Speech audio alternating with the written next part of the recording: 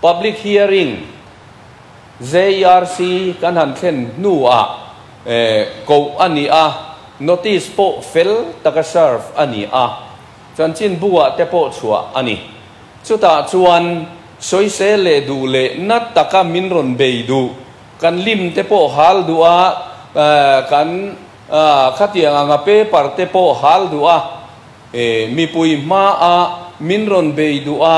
tun chuma hetiang anga par minister aminga kan ni anga bang tura min ron nor du an omani chuan hemini hian kalveang miang katiani chutiang nilova ahuna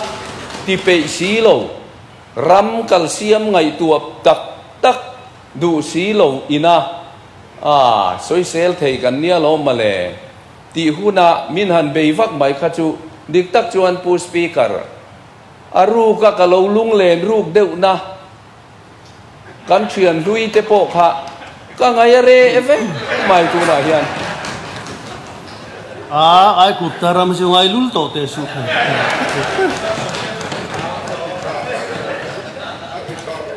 nang ne na kan chua san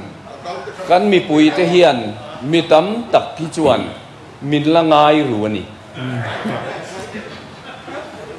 se chak de khala chi ti thui lu to soi thui mai pui a chak o mang reng te ro min fui por zok te a nia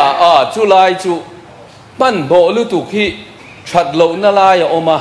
kan MLA tu na zot tu po hi aman mo ma chin na